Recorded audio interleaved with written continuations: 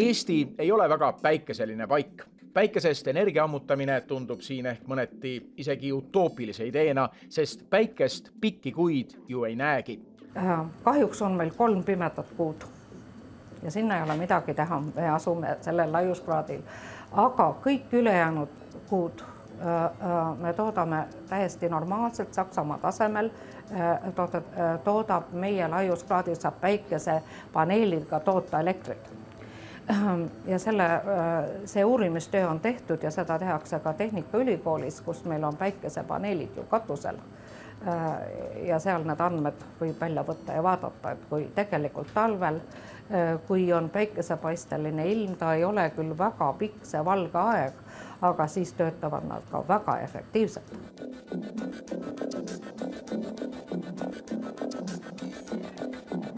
Üldiselt on niimoodi, et uurimisotstarbel me ei tee suure pindalaga päikesepatareisi ja nende tegemisega ongi alati natukene raskusi, aga siin on nüüd siis tehtud pindala, mis on siis 10 ruutsentimeetrit umbes ja need on siis käsitsi nii-öelda siia ühendatud ja siia on ühendatud üks väikene elektrimootor, mis me siis saame ilusti tööle panna, kui lülitame siia ka valguse peale. See on siis see kunstpäike, mis siis on meil ka uurimisotstarbel siin kasutusel. Sellest katsest on näha, et patarei töötab. Jah, sellest katsest on. See konkreetne patarei kujutab endas siis ligi 3% kasuteguriga kooslust. Ja see patarei, see väike päikesepüüdja on siis valmistatud täielikult siin? See on täielikult valmistatud siin meie tehnoloogiaga, nagu ma ütlesin, 40 minutiga. Päikest hakati võimaliku energiaallikana piidlema umbes 150 aastat tagasi. Juba tollal kardeti, et süsi saab otsa ja vaja on leida uusi võimalusi sooja saamiseks. Siis jäi aga uurimistöö aastakümneteks katki, sest soodsa hinnaga oli teisi kütuseid piisavalt. Töö päikesepatareide kallal taas algas tõsisemalt alles 1970. aastatel, kui neid hakati valmistama ränist. Turning sunlight into electricity. Scientists of the Bell Laboratories at Murray Hill, New Jersey demonstrate a solar battery which converts light into power. A small amount, yes, but a big first for science. It's a simple device made of strips of silicon, principal ingredients of ordinary beach sand. Esimese generatsiooni päikesepatareid on need, milles on tehtud monokristallsest ränist. Need on praegu kõige suurem turuosa kuulub neile. Need on need kõige tavalisemad. Nendel on päris head kõrged efektiivsused, vähemalt need, mis üles seatakse, on 15-16%, on ka väiksemaid. Aga monokristallne räni on juba oma loomuselt väga kallis, sest ta on monokristallist tehtud. Räni on küll looduses väga levinud element. Liiva näeme ju igal pool, see on ränioksiid, kuid selle puhastamise protsess on aeganõudev ja see muudab räni kalliks. Lisaks ei neela räni päikesevalgust just kõige paremini. Seepärast olid esimese generatsiooni päikesepatareide pealmised kihid, mis päikest püüdsid, üsna paksud. Kõik on muidugi suhteline. Paksus ulatus paarisaja mikromeetrini. Kuid teadlased otsisid teid, kuidas päikesepaneeli tõhusamaks ja õhemaks muuta. Teine generatsioon siis õhukesekilelised päikesepatareid ja need tehakse sellisest materjalidest, mis siis juba hästi neelavad päikesekiirgust ja see võimaldabki neid teha siis õhukeste kilede näol. Ja ka need on tootmises ja neid ka kasutatakse, aga need on suhteliselt keerulised ühendid. Need on siis vaskindium diiseleniid, diisulfiid ja kaadiumtellurid, kaadiumsulfiid päikesepatareid. Praegu ongi, et kõige õhukesekilelist ehk teisest generatsioonist on praegu teistest nagu ette tõmmanud just kaadiumsulfiid, kaadiumtellurid päikesepatareid. Kuid ka uute õhemate kilede omadusi päikesepatarei pinnal sai parandada. Teadusmõte liikus järgmise generatsiooni patareide poole. Kolmas generatsioon on siis see, et nüüd on eesmärk, et peaks saama esiteks päikesepatareid teha ise palju odavamalt, et see patarei oleks odavam. sest kõik need eelmised on ikkagi suhteliselt kallid ja see on, et päikesepatareide abil toodetud elekter ei ole konkurentsivõimeline teistest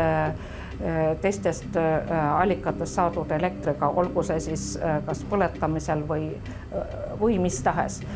Ta on sellest ikka tunduvalt kallim ja see on see, et miks ta igapäevaelus veel ei ole ka nii väga kasutusel.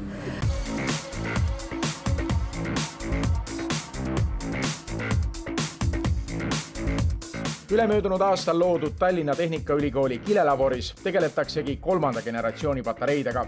Uuritakse, kuidas muuta nende pealispind tundlikumaks ja vastuvõtlikumaks ning samas tagada, et odavamalt toodetu ei oleks vähem efektiivsem.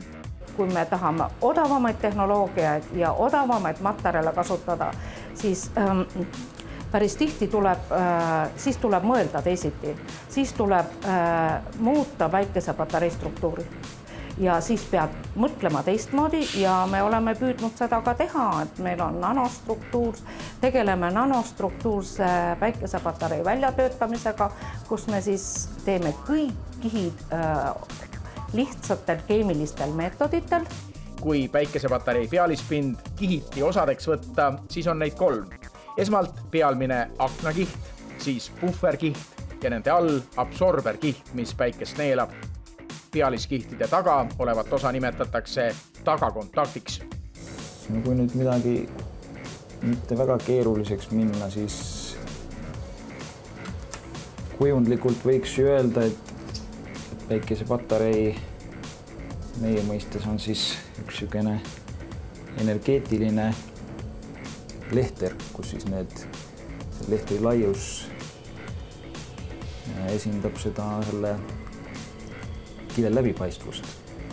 Seega meil on vaja, et kõik need päikeseenergia osad, violetne, sinine, roheline, kollane, oranž, punane, jõuaksid sinna tagumise kõige tähtsama absorberkihini. See on jällegi spektromeeter. Spekter tähendab siis seda, et me saame teada, kui palju üks või teine ainekogum, meie puhul siis kile, laseb läbi valgust. Selle läbilaskuse põhjal saab hinnata, kui paks on see kile ja saab hinnata veel ühte olulist parameetrit, millises spektri piirkonnas ta neelab päikesevalgust. Antud kile, mis siia pannakse, on mõeldud nõndanimetatud päikesepatarei akna kilena. See tähendab seda, et ta peaks laskma läbi kogu spektri ja selleks aineks on praegu antud juhul siis tsinkoksiid, seesama aine, mis esineb ka päikesekreemi koostises, aga ta on siin siis valmistatud juhtival kujul, nii et ta rahuldab 2 tingimust. Laseb valgust läbi ja on ka elektrit juhtiv. Me tegeleme nende kõikide kihtidega. Ja need kõik kihid töötavad seal koos. 2 nendest on siis, see on siis puhver ja absorberkiht, et toimuks juba genereeritud lahingukandjate eraldamine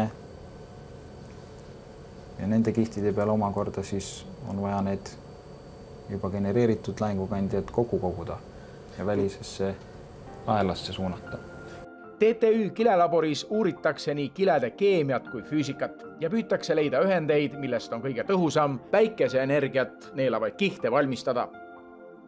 Need on tavaliselt sulfiidid, seleniidid, erineva metallide või siis nad on juba sellised kolmik-nelikühendid. Nende tegemine lihtsate meetoditega võib teha ju katse-eksituse meetodil, aga see vist ei ole see õige lähenemine. Meie oleme lähenenud sellele nii, et me uurime sinna ette ära protsessi keemia. Ja uurides siis tehes analüütikatööd, nii keemiliste analüütikat, siis saame me teada mudeli. Me saame luua mudeli, kuidas see aine tekib, kas siis inertkeskkonnas või õhukeskkonnas. Meid üldiselt huvitab see, et kuidas ta oleks ilma inertkeskkonnata. Ja siis me sealt saame valida omale protsessi parameetrid. ja siis me hakkame katsetama, sest ega me ka kõike ei oska ette näha ja tihti on tarvis nendele kiledele teha veel järeltöötlust. Üliõhukeste läbipaistvate kilede sisse vaadates, mida tugevate mikroskoopide abil teha saab, näeme, et need koosnevad üliväikestest nanokristallidest.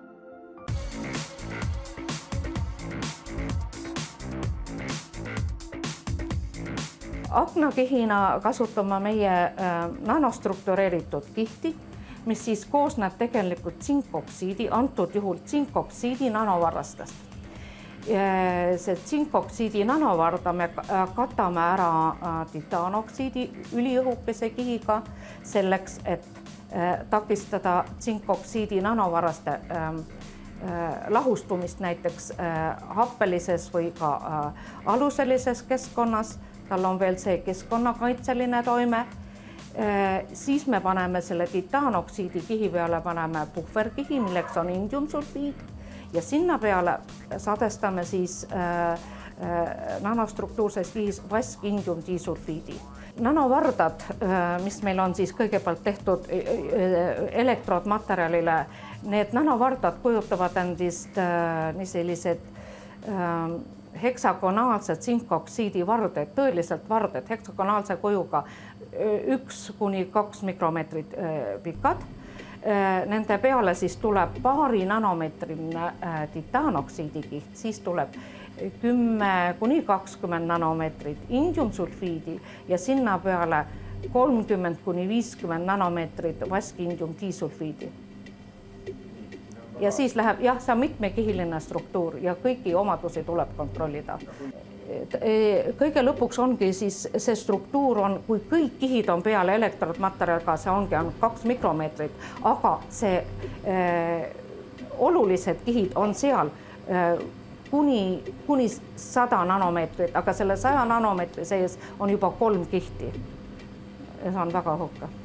Põhiline on, et ta valgust läbi laseb ja kannab ära ja elektronne samuti, seda ka, jah. Teaduses juhtub ikka, et mõne avastuse otsa lausa komistatakse. TTÜ kilelaboris avastati niimoodi nanorullid. Nanorullid on sellised, mis on moodustunud nagu lindist. Tsinkoksiid kõigepealt on moodustunud lindi ja see lind on keerdunud rulliks. Ja selle täheldasime selle moodustumist kui me hakkasime tsinkoksiidi juhtivat kilet kasvatama polümeerile. Tsinkoksiidi juhtiv kile ei kasva polümeeri külge hästi, talle peab panna alla puhverkihi, mis on siis dopeerimata või legeerimata tsinkoksiid ja me täheldasime, et see kiht on kuidagi hägune. Elektronmikroskoobi all me nägime neid nanorulle seal ja nüüd me oskame nende kasvu juba juhtida. See on jah kaunis unikaalne ja et neid saab teha tegelikult suhteliselt lihtsalt. Seal on väga oluline, et see nanorull oleks poorne. Mida see nanorullide tehnoloogia siis lisab materjalile? Materjal on ikka tsinkoksiid ja ta on samuti siis ta on nii-öelda läbipaistev elektroodmaterjal ja see nanorullid peaksid olema nii-öelda ehituskarkassid siis nimelt orgaanilistele või värvainest absorberitele. Sinna ilmselt on väga keeruline panna meie meetodil anorgaanilist absorberkihti. Nii et see on siis see võib olla päikesepatarei alus, mida saaks siis arendada koostöös teiste uurimisgruppidega, kes on kelle spetsiifika on vastavate absorberkihtide tegemine. Maailmas on erinevaid viise, kuidas kilesid valmistatakse. Siin Tallinna Tehnikaülikooli kilelaboris tehakse seda unikaalse pihustamistehnoloogia abil, mis on maailmas väga elavat huvi tekitanud. Lihtsalt lahti seletades on pihustamisprotsess selline. Sobivate lähteainete lahus pulveriseeritakse piiskadena eelkuumutatud alusplaadile. Kuumal alusel toimub lahuse komponentide või lahuses moodustunud uue lähteaine termiline lagunemine, mille käigus tekibki kile. Me paneme praegu klaasi aluse suletud tinavanni peale, niiviisi. Ja Siin on meil lähtelahust, mida me pihustame selle klaasaluse peale selleks, et kasvatada tsinkoksiidi nanovardaid. Ja olenevalt sellest, mida konkreetselt me kasutame, millised kontsentratsioonid ja millised lähteained ja samuti kui kiiresti me seda lahust pihustame, olenevalt sellest me saame kasvatada erinevate mõõtmetega ja erineva kujuga tsinkoksiidi kristalle. Praegu ma panen selle pliidi käima, et meil see pihustusprotsess oleks võimalikult ühtlane. Nii. Ja paneme siis lahuse siia peale. Ritsime. Nii, ja niiviisi see protsess meil käibki. Lahus tuleb sealt läbi selle? Ja õhuvooluga see lahus tuleb meil aluse peale. Ja õhu niiviisi võtame siin keskkonnas ja siin meil pliidi peal toimub termiline lagunemine, prekursori termine lagunemine ja moodustab tsinkoksiidi kile. Et valmis kile tavaliselt näeb välja meil selline hägune. Et selline hägune kile. Ja muidugi selle kihiga pärast, mida me teeme, me lähme mikroskoobile,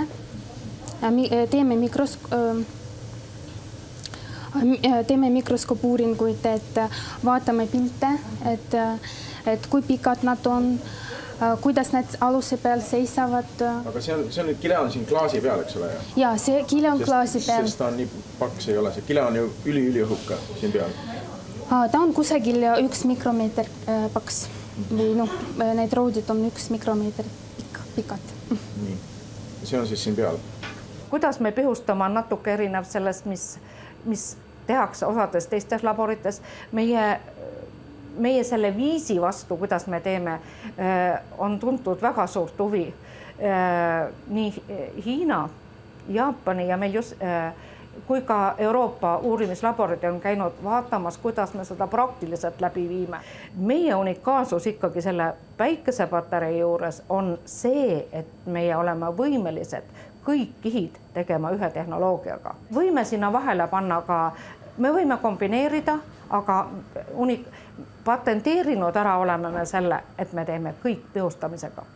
See, mis ta tõeliselt teisiti on see, et see päikesepatarei ei ole suunatundlik, sest muidu me peame paneele keerama päikese suunas, aga temal seda vajadust enam ei ole. Et tavaliselt peab olema päikesepatarei ristivalgusega, aga temal ei ole see oluline, sellepärast, et ta on nagu 3-dimensionaalne juba ennemgi.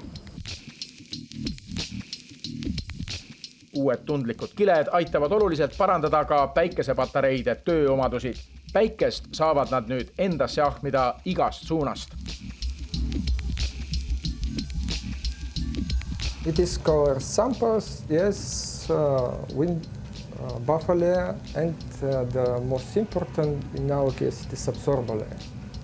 Absorber layer and the formation of let's say this PN junction, this device is we are making here. So what is the difference between clear film and colored film? Colored film, yes, it is absorption of the light. And for example, we making copper indium disulfide and using this ternary compound like an absorber, which is inorganic, which have very high absorption coefficient, which is stable during long time. It means we will obtain very stable device. So for the solar batteries, I think this is the material that is needed, right? It is, yes, it is the right material. And it is possible to deposit in air in this kind of sample setup. Unique, it is that it is ternary compound. It is double sulfide. It means to make it in air, it is very difficult. The process is simple, but chemistry behind is not so simple. It is very difficult to know what to put to the solution, how to put it, and after that the process is very simple and very quick. It is unique is to know how to make it, to protect from oxidation, for example, byproducts, to minimize byproducts, to make polycrystalline film, which is contain mainly the desired compound. It is more difficult, but the process is simple. Ja jõuamegi jälle ringiga Eesti ja päikeseenergia juurde. Mida teadlaste uuringud ning arvutused näitavad? Kas võime sellele energia saamise moodusele ka siin panuse teha? Eesti oludes on arvestatud siis rusikareeglina niimoodi, et 1 kilovatt päikesepatarei võimsust suudab toota aastas 1000 kilovatt-tundi elektrienergiat. See arv polegi nii väga väike.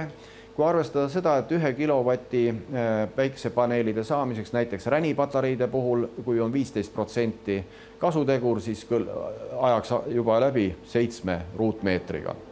Iseasi on muidugi algne investeering, sest tõepoolest ränipatarei on kallis. Kui ulatuslikult Eestis võidakse päikesepatareisid kasutama hakata? Tõenäoliselt mitte, aga on olemas niisuguseid autonoomseid tarbijaid, näiteks merepoid näiteks võiksid olla need võiksid olla liiklusmärgid, need võiksid olla ilmajaamad, need võiksid olla suvilate talvised kütted, mis hoiaksid suvila temperatuuri kuskil 2 kraadi juures.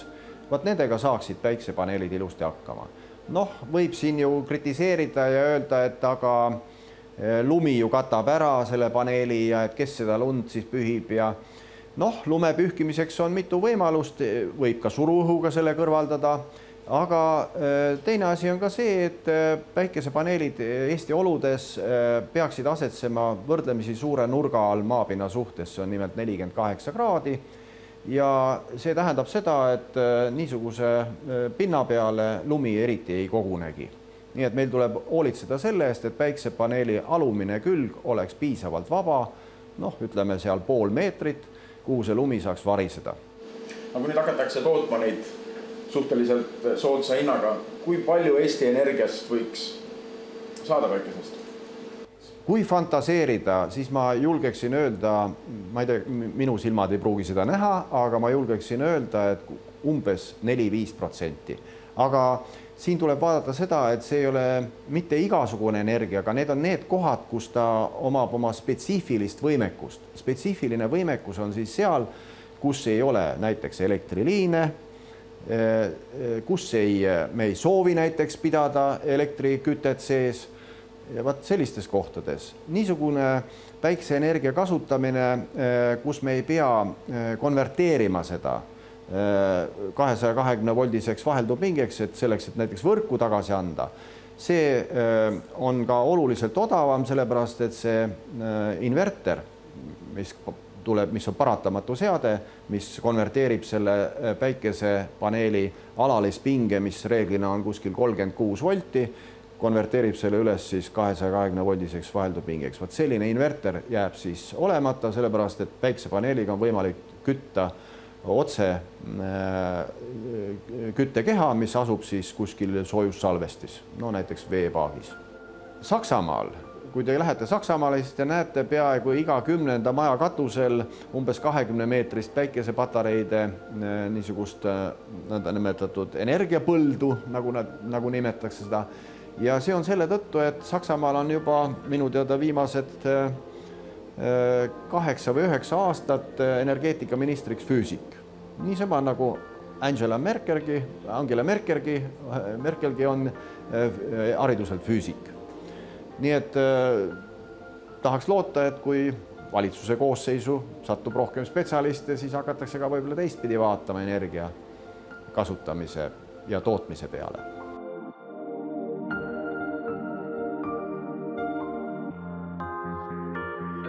Tallinna Tehnikaülikooli teadlaste uute tehnoloogiate abil valmivatel kiledel on tulevikus ehk teisigi kasutamisvaldkondi.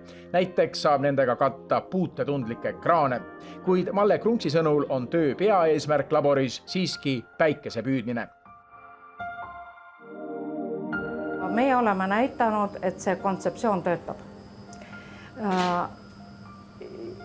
Seal on veel ka selles, seal on palju, mida meie suudame arendada, aga edasi peaks juba minema siis see koostöö huvitatud tootjaga. Päikesepatareiga toodetud elekter ei ole odav. Ja selles ongi, et maailm teeb tegelikult tohutud jõupingutusi praegu, et minna odavuse poole. Aga kui ta läheb odavamaks ja kui saavad otsa teised energiaallikad, et see on ka tegelikult selline asi, et me peame selleks valmis olema. Ja võib-olla mitte kõike, vaid osa ja järjest tuleb hakata, nii et ilmselt ongi ka elektri tootmises see, et me peame kombineerima. Päike, vesi, hüdro, siis tuuleenergia, biomassi energia ja nii edasi.